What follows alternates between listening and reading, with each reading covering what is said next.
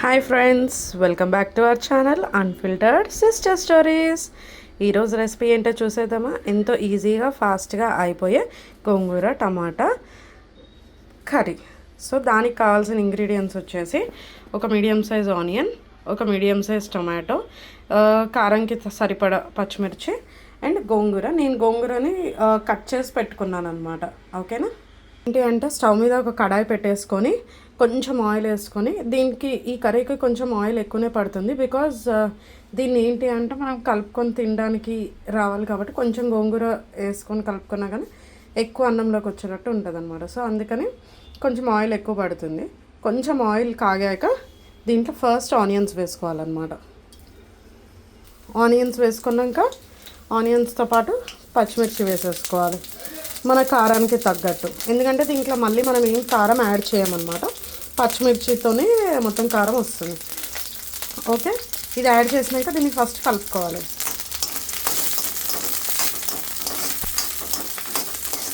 ఇలా కలుపుకోవాలి.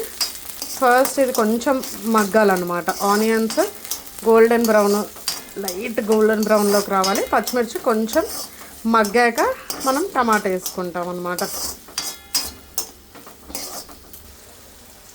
ఇలా ఫ్రై అయ్యే వరకు వెయిట్ చేయండి. కొంచెం ఆయిల్ ఇప్పుడు ఎక్కువనే కనిపిస్తుంది. ఒకసారి గోంగూర వేసాక మనకు అంతేం ఉండదు అనమాట.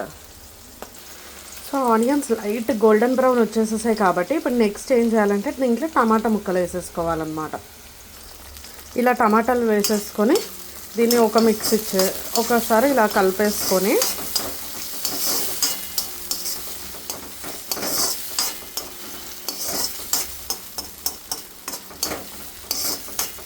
నెక్స్ట్ ఉప్పు వేసుకోవాలి.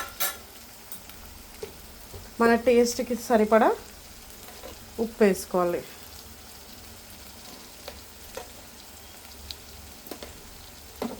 అండ్ కొంచెం పసుపు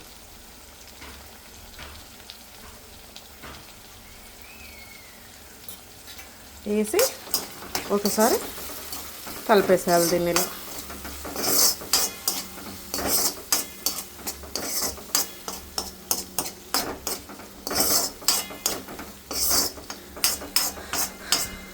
కలిపేసి టొమాటోస్ మ్యాష్ అయ్యేంత వరకు దీన్ని మూత పెట్టుకొని మగ్గించాలన్నమాట. అంటే మెత్తగా అవ్వాలి. టొమాటోస్ మెత్తగా అయ్యి గ్రేవీ లాగా అయిపోవాలి. అప్పటి వరకు దీన్ని మధ్యలో కలుపుకుంటూ మూత మూసి మగ్గించుకోవాలన్నమాట. ఇలా మూత పెట్టేసి ఒక 1-2 minutes మగ్గించి మధ్యలో కలుపుతూ మగ్గియాలి. ఇలా మొత్తం మనకి మ్యాషీగా అయ్యాక ఇప్పుడు ఇలా స్పూన్తో అంటే మొత్తం పల్ప్ లాగా అయిపోయాక దీంట్లోకి మనం ఇందాక కడిగి కట్ చేసి పెట్టుకున్న గోంగూర ఉంది కదా, అది దీంట్లోకి వేసేస్తామన్నమాట.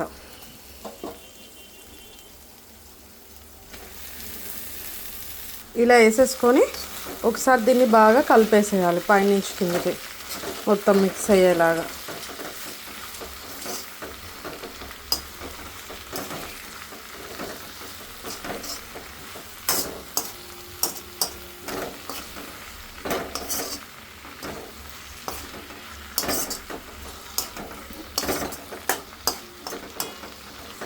బాగా మిక్స్ చేసేస్తే దీన్ని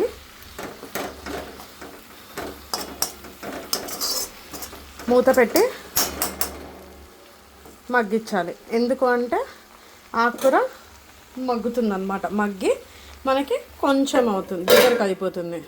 దగ్గరికి అయ్యేలాగా ఇలా మూత పెట్టేసుకొని ఒకసారి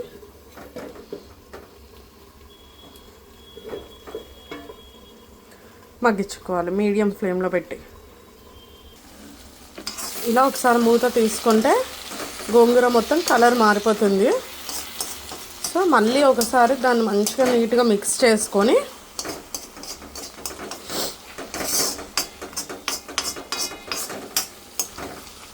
మొత్తం ఒక మంచి మిక్స్ చేసుకొని దీంట్లో కొన్ని వాటర్ వేస్తాం. కొన్ని వాటర్ వేసుకొని మళ్ళీ కలిపి దీన్ని ఒక 2 మినిట్స్ మాడకుండా చూసుకుంటూ ఒక 2 మినిట్స్ మంచిగా ఉడికియాలన్నమాట.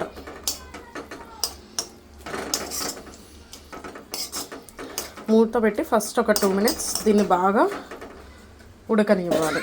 మీడియం ఫ్లేమ్లోకి అడ్జస్ట్ చేసుకొని మంటని మీడియం ఫ్లేమ్లో పెట్టుకొని దీన్ని ఒక 2 మినిట్స్ బాగా ఉడకనివ్వాలి మూత పెట్టేసి. ఇలా మూత తీసేసి మళ్ళీ దీన్ని మూత తీసేసి ఒక్కసారి దీన్ని బాగా కలుపుకొని అడుగు అంటకుండా ఒకసారి బాగా కలుపుకోవాలి.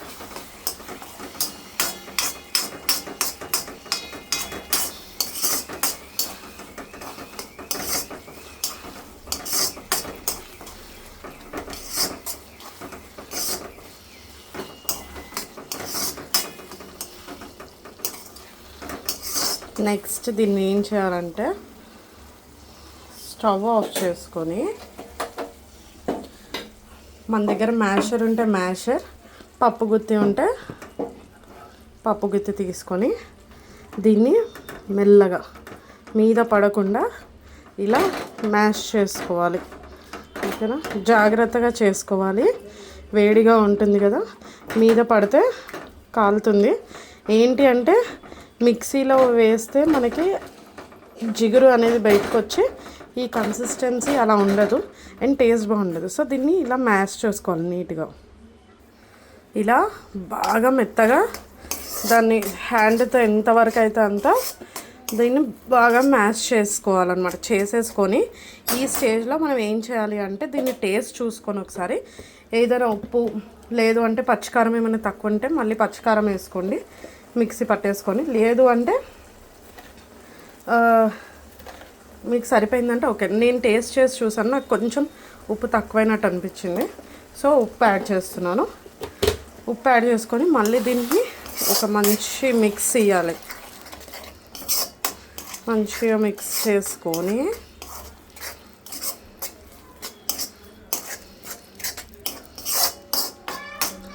ఒక్క 2 మినిట్స్ స్టవ్ మీద పెట్టేసేయాలి. సో దట్ దీంట్లో వేసిన ఆయిల్ మొత్తం బయటకు వచ్చి అది బాగా మగ్గుతుందన్నమాట.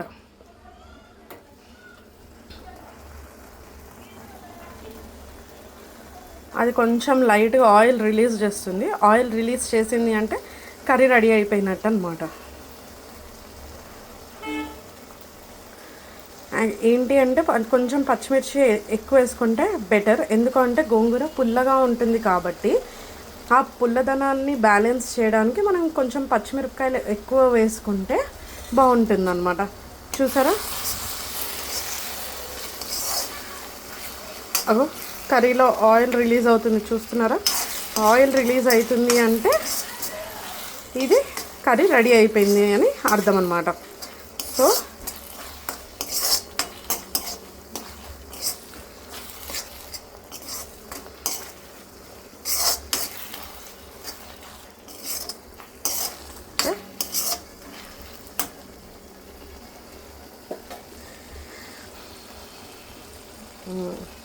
ఇలా కర్రీ రిలీజ్ అయిపోయాక స్టవ్ ఆఫ్ చేసేసుకొని దీన్ని ఒక సర్వింగ్ బౌల్లోకి తీసేసుకుందాం.